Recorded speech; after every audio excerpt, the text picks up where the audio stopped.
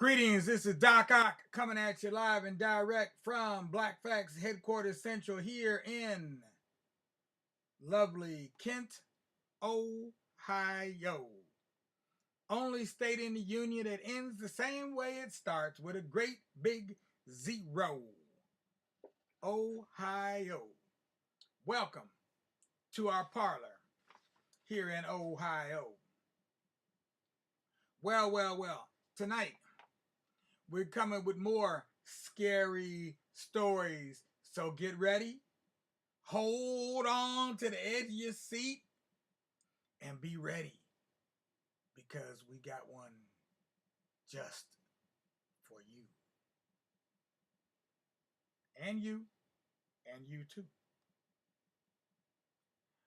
Well, let's get started. First things first, you know what to do. Go ahead and subscribe to the Tubular Black Facts channel here on YouTube. If you haven't done it already, do that right now. Boom. Meanwhile, proverb of the day is, or proverb of the night, if you like, is, from the rooter to the tutor, it's a bad motor scooter.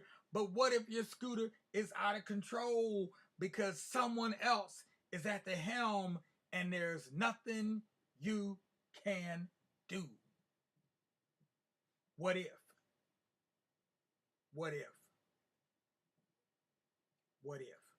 Just something to think about. No need to think about it. Just think about it. All right. Looks like my visual resolution has changed all by itself. So, speaking of scary stories, what about that? Isn't that a kind of scary story where your visual resolution just changes all by itself? What kind of ghost is in control of my machine? That's the real question. Because there must be a ghost in the machine.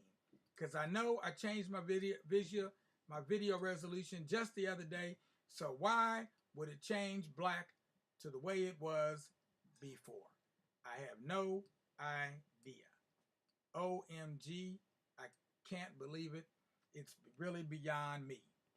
Meanwhile, let's go ahead and transition right on over into our slideshow and our story for the night, which is another Jackie Torrance special coming out of her book, The Importance of Pot Liquor.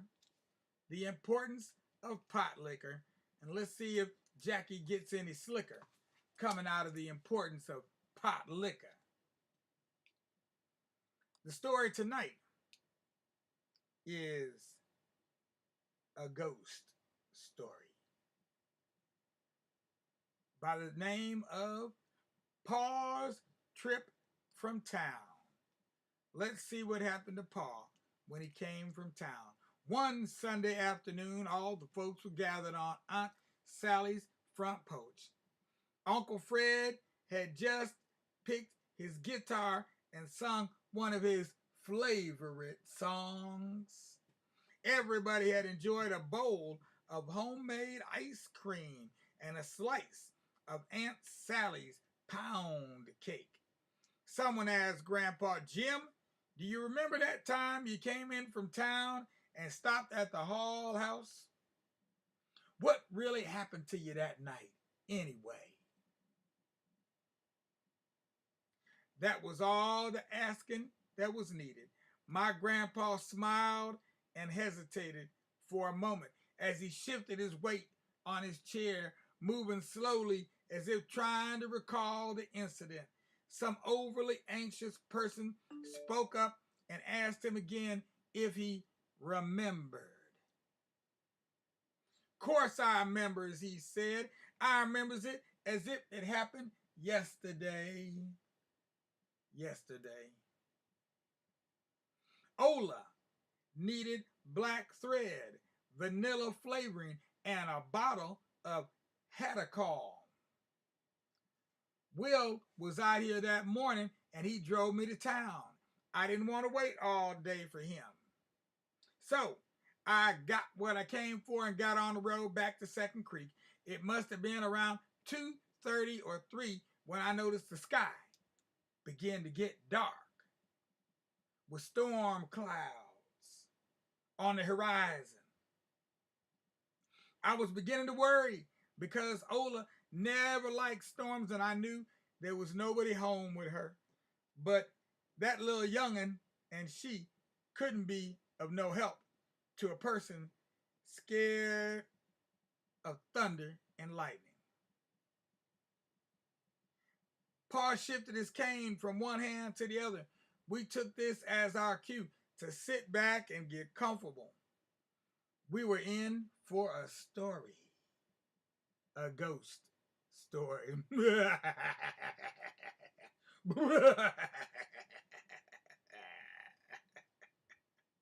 I quickened my steps, but the rain was quicker than me, and it was coming down hard. Never seen such hard rain. One or two drops hit me on my backside, nearly knocked me to the ground. I knew I couldn't stand much of that, so I looked up to see exactly where I was.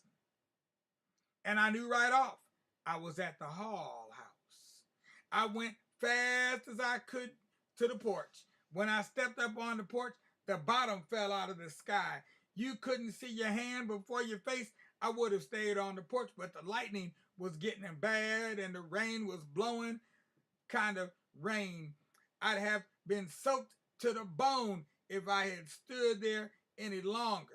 I turned to see if I could get into the house, and lo and behold, the front door was open. I knew when I first stepped on that porch that the door wasn't open. If I had had good sense, I would have turned around right then and there and took my chances in the storm. But instead, I went on in the house and found myself in the strangest place I've ever seen in my life. I had always heard tell that that old house was different, but nobody could have prepared me for what I saw. It was more serious than a monkey's paw. The house had been empty for years and years, but there wasn't a sign of dust or dirt or wear and tear on the inside. The furniture sat about like someone had just placed it there. Pictures on the wall were bright and colorful. Every time lightning would strike, I could see more and more. I walked into another room as the lightning struck. Kaplow! I looked up the stairway, and there, standing in a line, were 7 young girls, all dressed in evening dresses, all smiling and laughing like there was a party or a dance going on. I got to feeling kind of scared, so I stepped back behind a curtain at a glass door and peeked through it.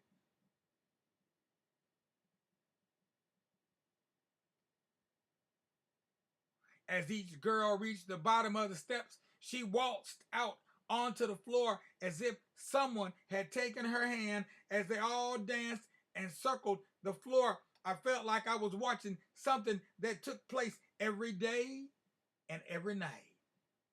Every day and every night. And I tell you right now, it was giving me a serious fright. They say the man and woman who lived in this house, the Halls, had 7 daughters. They were all beautiful beyond belief. Old man Hall was pretty well off, so he wanted his daughters to marry well. Young men by the dozens courted and begged for the hand of each young woman, but Daddy and Mama Hall never thought anyone was good enough for their daughters. They had parties every night, picnics, dances, all kinds of parties to entice the right young men as suitors, but nobody ever came close to pleasing them. You know how it be. The youngest of the 7 sisters fell ill with scarlet fever and died. After her death, one by one, the other sisters fell ill and passed on until there was no one left but the daddy. Some folks say he died of a broken heart. There were no relatives that anybody knew of, so the house was deserted and nobody had touched it for years. Do you hear me? Literally years. I kept watching this ghostly dance until I realized the rain had stopped. The storm was over and the sky began to lighten up again. As it lightened, I could see the inside of the house much better. What I had mistaken for furniture in good shape was old and broken. Dust and dirt did cling to the walls, which had holes and big old water spots on them. The dancers had started back up the stairway. What I had taken for beautiful young women were actually skeletons with hunks of hair clinging to their naked skulls and rags of torn and dirty dresses clinging to dry bones that clicked and clacked as they clambered up the stairs. Clickety clackety, clickety clackety, clickety clackety, click clack, clickety clackety, clickety clackety, click clack. After realizing what I had just seen, I backed out of the door and down the steps as fast as I could go.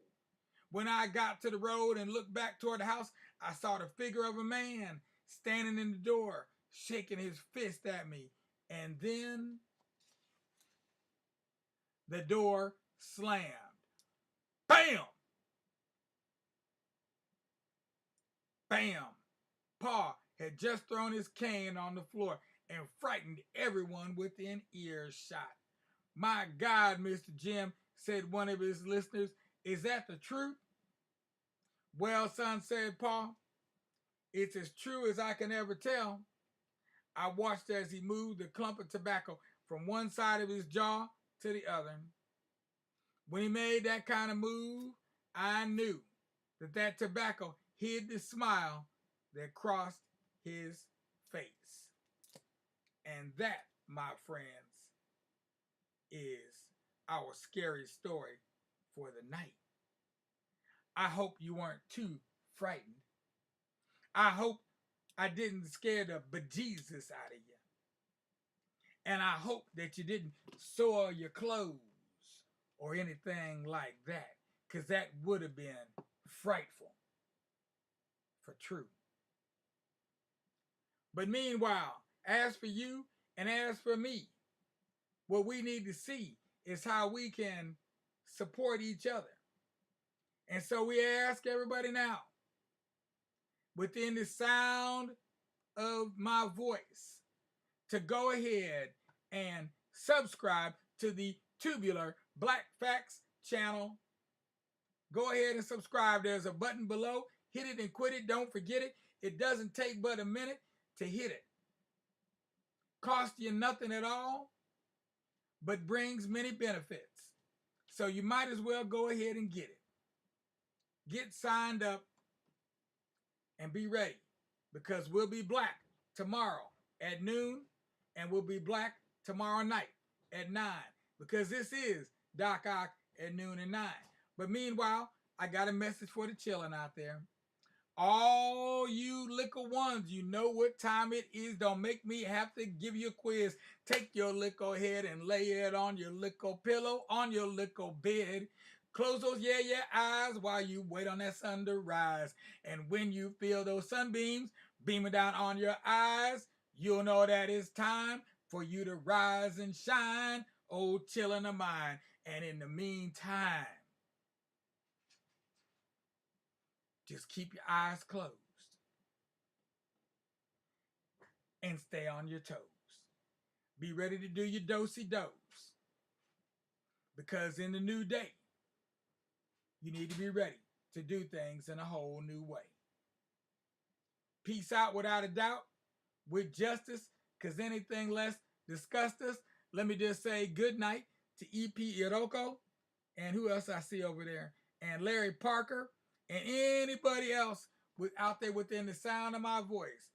Good night, good fright. We'll see y'all again tomorrow night. Peace out.